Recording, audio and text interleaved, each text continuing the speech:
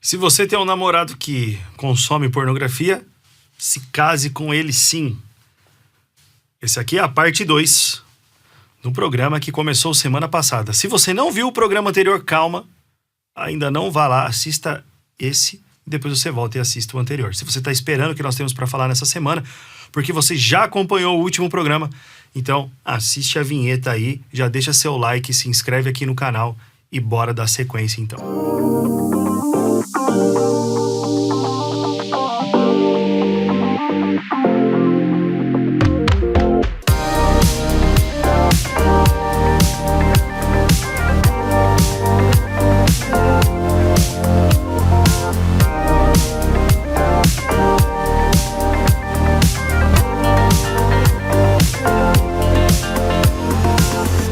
Graça e paz a todos, eu sou o Pastor Felipe e esse é o programa Vida Pura aqui no canal da Tel Mídia. Você já é inscrito no canal da Tel Mídia? Se inscreva no canal, ativa o sininho, deixa o seu like. Você já sabe de tudo isso, mas não custa lembrar, porque eu tenho certeza que você, apesar de saber, como a maioria das coisas, você sabe, mas não faz, né? Eu te conheço. Então faça, já se inscreve no canal e ative as notificações, tá bom? Nós estamos aqui, eu e meu amigo Davi. E aí, Davi? E aí, Felipe? Tudo bem? Tudo bem, graças a Deus. Estamos aqui para darmos sequência no que nós começamos semana passada, que foi, se você tem um namorado que consome pornografia, se case sim, se case. Se você quiser ter a sua autoestima destruída, se você quiser perder a sua identidade, se você quiser ser mãe de moleque, case. Se você quiser ter um homem na sua casa como marido que só usa o seu corpo na hora da relação sexual e que não tá nem aí para você, que vai satisfazer os seus desejos egoístas pensando só em si mesmo e nunca vai se preocupar com você. É isso que você quer para sua vida? Então casa. Agora, se não, nós estamos aqui para trazer mais informações sobre. Davizão, nós paramos semana passada nessa parte aqui de um cara que vai procurar só se satisfazer e não vai satisfazer a esposa. Só que eu casei. E agora? O que eu faço? Senta e chora. A gente brinca, mas é o que elas têm feito, né? Então, verdade. Inclusive até mandando mensagem no direct, né? Devido ao tamanho do desespero, né? Cara, e rapidinho aqui, antes de você começar a falar sobre isso, mas interessante que algumas esposas, elas falam, né? Que elas estão desesperadas, elas literalmente choram. Uhum. E a gente fala do programa de renovação da mente para poder viver a restauração. E aí a esposa vira assim e fala, mas eu não consigo entrar no programa porque eu dependo financeiramente do meu marido, eu dependo dele, enfim, eu dependo do meu marido. E aí elas vão lá, insistem, imploram. Teve até uma que fez um comentário mesmo para todo mundo ver, dizendo assim, eu implorei pro meu marido entrar no programa de renovação da mente, pois ele não quis. E pouco tempo depois ele preferiu ir embora de casa. Então os homens, eles são tão egoístas que eles preferem o divórcio Sim.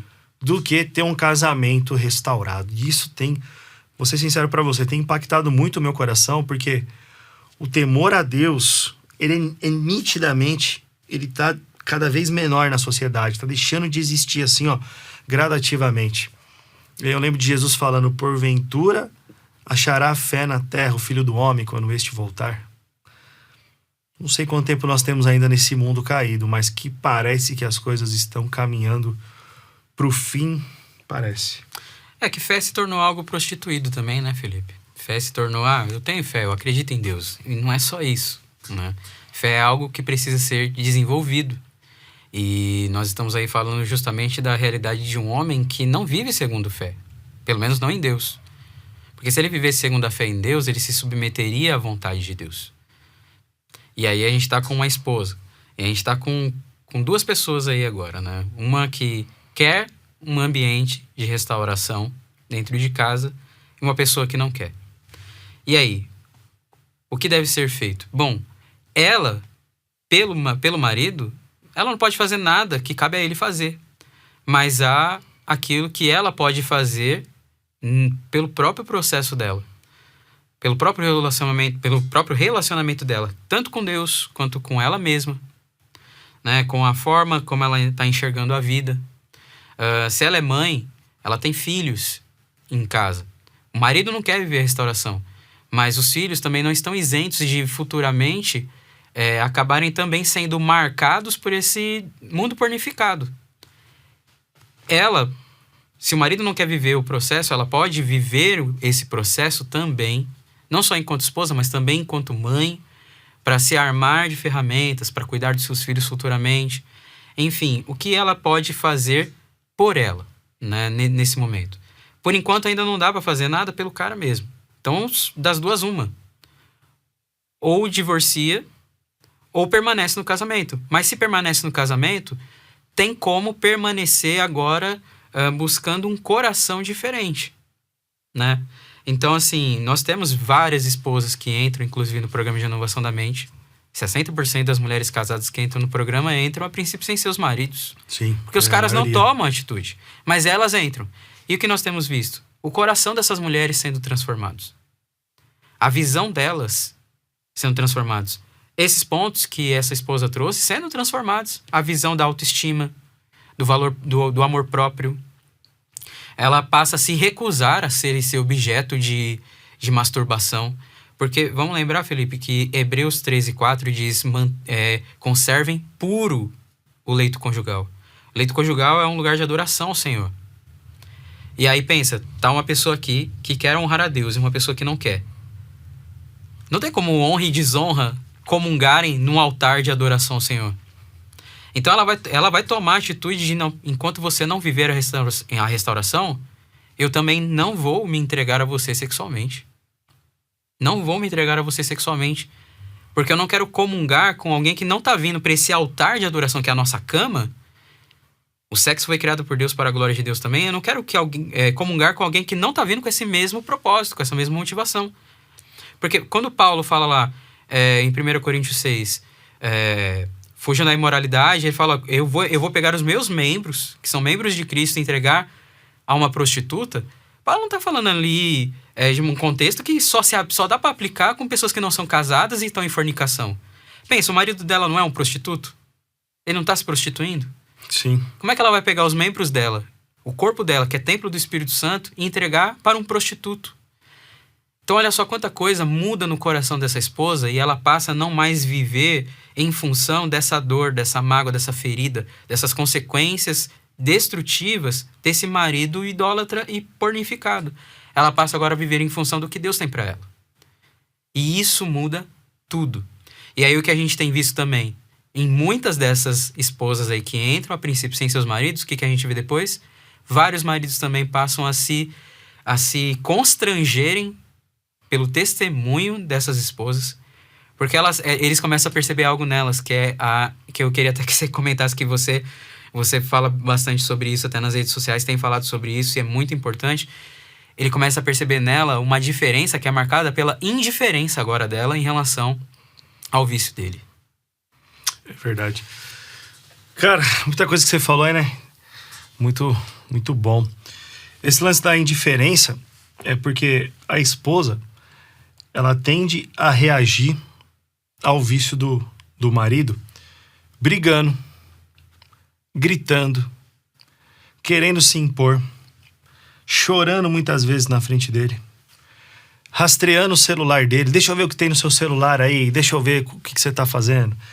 Tem uns que tem até um rastreador mesmo, né? Que a esposa sabe onde o marido tá indo. Então ela quer ter o controle de toda a situação. O que ela ganha com isso?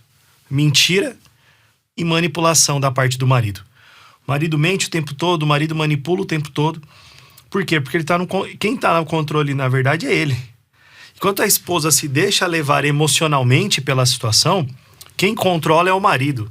Então, se ela tá chorando, se ela tá brigando, ele vai mentindo e vai manipulando e vai utilizando dessa emoção dela para continuar no lugar confortável que ele tá. Agora, quando a mulher começa a pensar, começa a se acalmar e começa a tratar esse homem de maneira indiferente, opa, aí o controle tá saindo da mão dele. Eu não digo isso só por estudo, porque isso veio através do estudo, e não digo isso só porque eu vejo as pessoas, mas por experiência própria. Eu, enquanto consumidor de pornografia e masturbação, enquanto estava me relacionando com alguém que vinha brigar comigo, que chorava, que não sei o quê, era muito mais fácil de manipular a situação, de mentir, do que quando a pessoa começa a ficar indiferente com você. Fala, não tô nem aí pro que você faz. Olha, de agora em diante vai ser assim, tá certo? Vai ser assim, acabou. E não é brigando, não é gritando, não é querendo ter o controle. Então, essa indiferença da mulher faz com que acenda o alerta até mesmo no marido consumidor de pornografia, para ele entender que ele não tá no controle da situação.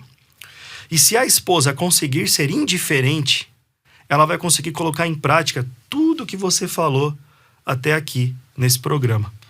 Então você que está assistindo a gente, presta muita atenção, você mulher. O Davi, ele mostrou para você hoje uma forma de você se posicionar em relação ao seu casamento fracassado. Se você é casada, você namorada, termina, ó, pega o seu namorado, ó, elimina, termina.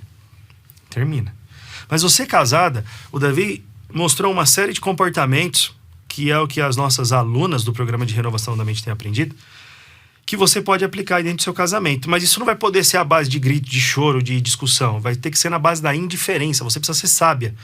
Colocar isso em ação, mas sem emocionalismo. Ou colocar com razão, para mostrar pro seu marido que quem está no controle da situação agora é você, não é mais ele. O manipulador mentiroso e vitimista também, da forma como ele vai agir. E aí vem um detalhe importante. Fazer tudo isso não é fácil.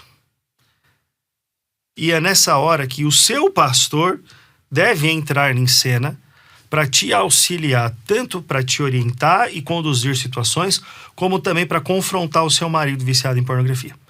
Só que eu falar isso aqui agora, depois de 9 anos de Ministério Vida Pura, eu entendo que 90% dos pastores que estão nos assistindo não tem capacidade nenhuma de conduzir um processo de restauração conjugal quando envolve imoralidade sexual. Né? A gente teve um caso, Davi, que uma esposa chegou no nosso direct. Não, no direct não, porque no direct não sou eu que converso. Lá no Instagram tem a comunidade Esposas Curadas. Esse é o nome? Já estou até perdido, curadas. Esposas Curadas. Lá na página principal do Instagram tem lá, Esposas Curadas. Você pode entrar lá e participar. E aí eu joguei um conteúdo ali, e a esposa ali dentro compartilhou algo pessoal dela. E eu falei assim, que ela querendo divórcio, aí eu falei assim, olha, pelo que eu vi do seu caso, antes de partir para o divórcio, você tem que tentar uma separação de corpos. Fica um tempo separado. Esse tempo separado, o seu pastor vai estar conduzindo a situação e vai estar orientando tanto você quanto o seu marido para depois ter uma restauração. Aí ela falou assim, o meu pastor não tem capacidade nenhuma de conduzir um processo bíblico desse. E é um processo bíblico, tá? Não tem capacidade nenhuma de conduzir um processo bíblico desse. Então, assim, é uma pena. Mas nós estamos aqui prontos para ajudar, como já temos feito com dezenas de outras, centenas de outras famílias. Amém. Certo, Davizão? Certo. Cara, se as pessoas colocarem em prática o que foi dito aqui hoje, muito casamento pode começar a ser restaurado. E muita menina que está aí namorando pode tomar a decisão mais importante da sua vida, que é terminar. Teve um outro relato, que não foi o relato dessa esposa, mas que foi um relato similar, que ela terminou com uma frase assim: você pode escolher. Terminar o seu namoro vai doer. Mas se casar com um consumidor de pornografia vai doer muito mais. Então, escolha a sua dor. Davi, obrigado, mano. Tamo Mais junto. uma jornada. Tamo junto. Deus abençoe. E você que está assistindo, se quiser vir aqui no estúdio da Comev em São Paulo e gravar o seu conteúdo, seu programa, seu podcast e a aula, né? Você vai ter um seminário na sua igreja, vem aqui gravar as aulas. Ou quiser levar toda essa estrutura para a sua igreja local, entre em contato com o pessoal aqui. É mais fácil do que o que você imagina. Como também é muito fácil você acessar o streaming da Telmídia, onde você vai encontrar séries, filmes, desenhos, sabe? Não tem os streamings de filmes que você fica maratonando séries aí imorais? Você pode fazer isso aqui na Telmídia com conteúdo de altíssima qualidade, tá bom? E também você pode acompanhar os nossos programas Vida Pura no seu streaming de áudio aí que você ouve as suas músicas. Aí você coloca lá Vida Pura e vai aparecer o nosso podcast aí. Combinado? Nós temos um encontro marcado aqui toda semana. Maratone aqui os vídeos do Vida Pura, o programa Vida Pura no canal da Telmídia. Nós somos o Vida Pura, não existimos da santidade. Até o próximo encontro. Deus abençoe todos vocês.